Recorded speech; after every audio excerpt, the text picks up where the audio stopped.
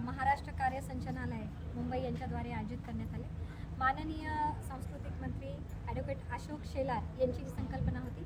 हा कार्यक्रम औरंगाबादमध्येच नाही तर महाराष्ट्रामध्ये जेवढे जिल्हे आहेत तिथं एकाच वेळी तिथलच्या स्थानिक कलाकारांनी सादर केलेला आहे.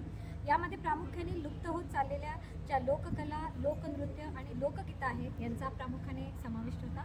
आज औरंगाबादमध्ये आमच्या पूर्ण समूहाने आरती पाटणकर, आरती क्रिएशन यांच्या पूर्ण समूहाने जवळपास 30 कलाकारांनी हा कार्यक्रम इथे सादर केलेला आहे.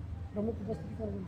यामध्ये प्रमुख उपस्थिती सिने स्टार योगेश शिरसाट यांची होती आणि गणेश चंदन शिवे, डॉक्टर गणेश चंदन शिवे यांची पण प्रमुख उपस्थिती. आपलं नाव सांगा. आरती पाटणकर. माझ्याबरोबर आहे गायिका कविता तायडे आणि गायक संतोष मोरे. त्यासह आमचा पूर्ण काय सांगा.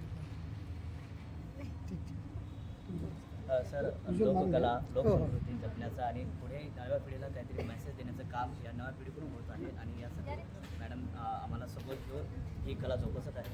कारण महाराष्ट्रातील लोककला महाराष्ट्राबाहेर गेली पाहिजे. सोबतच या ठिकाणी नवीन कलाकारांना आपली संस्कृती जपली गेली पाहिजे आणि या धकाधकीच्या जीवनामध्ये जो इंटरनेटवर लोक चाललेले आहेत त्या पद्धतीने आपली संस्कृती जपण्यासाठी या नवीन कलाकारांना तयार करून एक व्यासपीठ देण्याचं काम खरं तर सरकारच्या माध्यमातून होत आहे आणि कलाकारांना एक व्यासपीठ तयार होत आहे. त्यामुळे या माध्यमातून या नियोजनाचे आम्ही आभार व्यक्त करतो.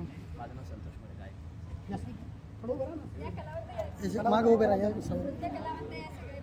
सर्व एका लाईन. नमस्कार. आज 1 मे सर्वांना महाराष्ट्र दिनाच्या हार्दिक शुभेच्छा. आज हा जो कार्यक्रम होता यामध्ये आम्ही लोककला आणि लोकनृत्य सादर केले. 1 मे हा महाराष्ट्र दिन साजरा करतो त्यामुळे महाराष्ट्रातल्या लोककला ज्या काही लुप्त झालेल्या आहेत त्या आम्ही परत एकदा त्यांना पुनरुज्जीवन देण्याचं काम करतो आहे.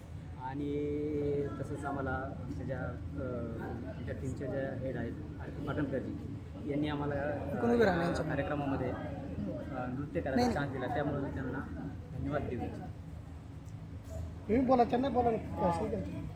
आज खरंच खूप आनंद होतो आहे. 1 मे आणि आमचा हा ग्रुप आहे आरती पाटणकर मॅडमचा. यामध्ये आम्ही आमच्या लोकनृत्य, लोककला सादर करतो आणि आज आम्हाला या ताबडे नाट्य मंदिरामध्ये ही मोठी संधी आलेली आहे आणि महाराष्ट्र शासनाने असे विविध उपक्रम घ्यावे असे मला वाटतं. त्यामुळे आमच्यासारख्या लोककलावंतांना हक्काचं चांगलं व्यासपीठ मिळतं. यामध्ये आम्ही पारंपरिक लोककला असेल, मग वासुदेव असेल, पिंगळा असेल, आपलं पोवाडा असेल, असे विविध लोककलाचं सादरीकरण आम्ही या ठिकाणी केलं आहे. आम्ही इथेच नाही तर महाराष्ट्रभर आरती पाटणकर मॅडमचा तो ग्रुप आहे त्या अंतर्गत आम्ही विविध ठिकाणी हा लोककलेचा कार्यक्रम सादर करतो आणि आज महाराष्ट्र शासनाने आम्हाला लोककला, लोकनृत्य सादर करण्याची या ठिकाणी संधी दिली त्याबद्दल मी त्यांचे मनापासून आभार मानतो. आणि त्यातच आमचे गुरुवर्य डॉक्टर गणेश चंदन शिवे सर यांचीसुद्धा या कार्यक्रमाला उपस्थिती होती. त्यामुळे अतिशय आनंद वाटतो. आपले सिनेस्टार योगेश शिरसाट सर हे सुद्धा या ठिकाणी होते. भरभरून चांगला या ठिकाणी प्रतिसाद मिळाला. लोककलेला कुठेतरी आता असं वाटतं असे प्रोग्राम घेतल्यामुळे लोककलेला नक्कीच चांगले दिवस येणार. धन्यवाद. बोला मॅडम.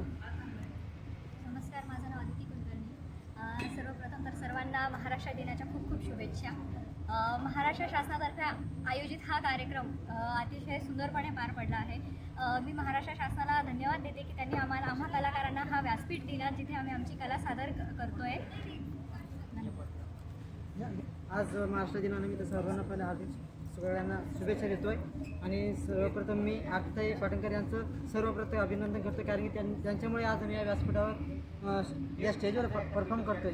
त्यांच्यामुळेच आज आम्ही या स्थितीमध्ये म्हणजे परफॉर्म करून मोठ्या एवढ्या मंडळीसोबत परफॉर्म करतो. तर सर्वप्रथम मी त्यांचं सर्वप्रथम आज 1 मे आहे. महाराष्ट्र दिनाच्या सर्वांना शुभेच्छा. ही जी लोकपरंपरा आहे आपली मराठी, तर आम्हाला असं वाटतं की ही लोकपरंपरा काही काही दिवसांनी ती खालावत चालली आहे. त्याच्यासाठी आम्ही हा प्रयत्न करतो की ही लोकपरंपरा आपण पिढ्यानुपिढ्या पुढे आम्ही ही जोपासत राहणार आहे अशी आमची कलाकारांची इच्छा आहे आणि आम्ही ती सादर करत राहू. महाराष्ट्र शासनाला धन्यवाद. सर्वांना महाराष्ट्र दिनाची खूप खूप शुभेच्छा. महाराष्ट्र शासनाने एवढा छान प्लॅटफॉर्म दिला आहे परफॉर्म करण्यासाठी, महाराष्ट्राची कला जोपासण्यासाठी, त्याबद्दल त्यांचं धन्यवाद. एक मिनिट.